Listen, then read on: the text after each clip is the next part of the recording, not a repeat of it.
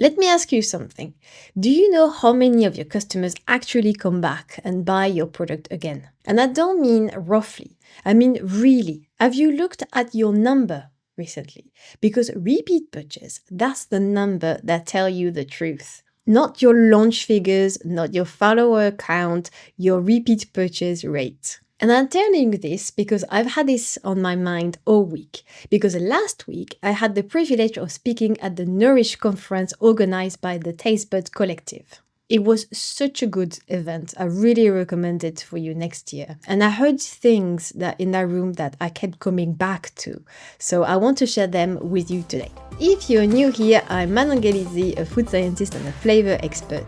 In this podcast, I share everything I've learned from helping food and drink brands choose the right flavors to get more repeat purchase and stay on retail shelf. The conference, it brought together researchers, consultants, founders, other food professionals. And the theme running through every single talk was collaboration. Either between researchers and farmers, between chefs and schools, between sustainability team and supply chain. And I think this is where the best thing in food and drink happen, where people stop working in silos and actually work together. Now, I spoke about flavors, of course, and the thing I kept saying, because I really believe in it, is that consumers in 2026 are not choosing between taste and health benefits anymore. They want both. If your functional product doesn't taste good, they are just going to find a competitor that does. And everything I heard that day kept coming back to that. For example, one of the speakers was a food and nutrition consultant, Hailey Bell. Hello, Hailey, if you hear us.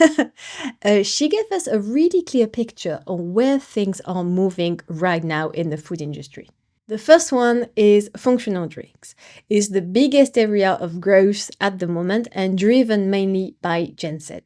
And fermented drinks is growing alongside that, which is very exciting. But if you're in that space, you know that there is a real flavor challenge. These ingredients don't taste neutral, and you can't just mask and hope for the best. You have to work with it properly. Second one is protein, and here's what is interesting. The conversation is shifting. It's not just poor nutrition anymore. The growth is actually in women's health, midlife nutrition, and healthy aging. So the person picking up your protein product today may be very different to the person you had in mind originally. Next, fibers. She said this is the biggest nutritional gap we have across demographic in the UK right now. And as gut health becomes more mainstream, more brands are going to start adding fiber sources to their product, which is a really good news. She also mentioned GLP-1, the weight loss medication that is generally changing how a lot of people eat and shop. These consumers are being much more selective. Protein, fiber, nutritious product is their priority. So your product needs to earn its place. And then low and non-alcohol, which has moved completely past dry January.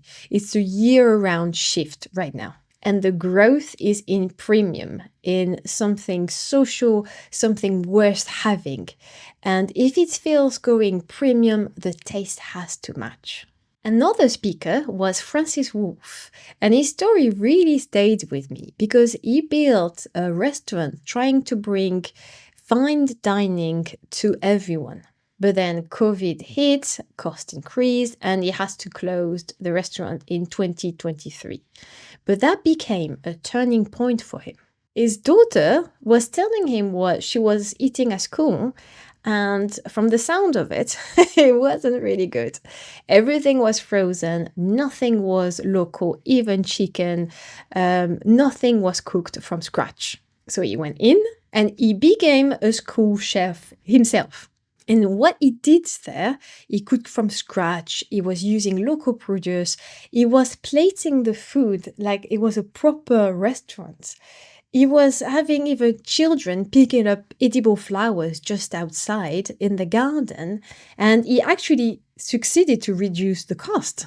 But most importantly, the children really responded to that. And what he said was this: we think we know what children want, but we are wrong.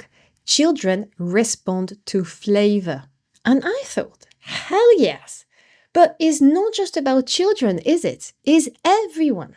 Everyone responds to flavor. As a food and drink brand, how often do you really check? How often do you taste your product the way a new consumer would? With no story behind it, no attachment, just does it taste good? Another speaker that directly spoke to me was James Smith from Condimentum. He and his team are basically reinventing mustard as we speak. Because the problem is mustard, especially in the UK, is traditionally an old type of condiment, very popular for boomers and Gen X. They wanted to shift this to attract more millennials and Gen Z. So they looked at the data, they looked at some flavor profiles, and they have some very exciting ones like garlic or hot honey, smoked barbecues. He even reduced the pungency. So he has done a lot of research on their target consumers. But what he said, and honestly, this is the bit I keep on coming back to, was this. Packaging gets the interest, flavor gets the repeat purchase. It's not me that say that. So think about it for a second, because that's the whole story, isn't it? Your packaging may be the most beautiful things on the aisle. Your brand story may be absolutely brilliant. You might get onto shelf. You might get that first purchase. But if the flavor doesn't deliver, it doesn't taste as good as it looks, they won't come back. And then there was also Jenny Bloom, which is the founder of Nofrudo, which is a non-alcoholic nootropic cocktail brand. And her brand is right at the premium end of that low and non-alcohol trend we mentioned earlier. And I really enjoyed hearing her story because she spoke really honestly about the struggles. Finding the right co-manufacturer, scaling up, increasing shelf life, everything while keeping the integrity of her product. Anyone who has been through that with a delicate, functional product knows how hard it is. What works in product development doesn't always survive scale-up, and the shelf life piece is a whole new challenge. All while trying to protect the thing that makes your product worth buying, the taste, the quality, the whole experience. And her story resonated with me a lot because this is something I see so often. The product is genuinely good, but somewhere between the product development and scaling up, something shifts. That shift is usually with the flavor. And this is exactly the kind of work I do with food and drink brands on my fixed package. When the product is already on the market, something has changed or drifted or something is not quite right, and you need someone to come in, diagnose it properly, and get it back to where it should be. All the way through scale up. So why do I want you to take away from all of this? The market is getting more crowded. Functional product, wellness, protein, low and no alcohol, these categories are all growing, which means more product competing for the same shelf space, the same customer, the same repeat purchase. And the food and drink brands that are going to win are the ones who take flavors very seriously, not just at launch, all the way through. Because you can have the most beautiful brand, but if the flavor doesn't deliver, you won't get a second chance with that customer. I will say this, most of the food and drink brands I speak to are too close to their own product. Your palate adapts, you compensate without realizing. And the customer who pick up your product for the first time, their taste was actually there. If you are at that point right now where you're asking yourself, why aren't my customers coming back? Is there something off with my product? What is actually going on with my flavor? I have something that may help. It's called the FLAVOUR MOT. You send me your product and your consumer feedback, and within a week, you get a detailed report with my professional tasting notes, a traffic light breakdown of what is working, what needs to be improving, and what needs urgent attention.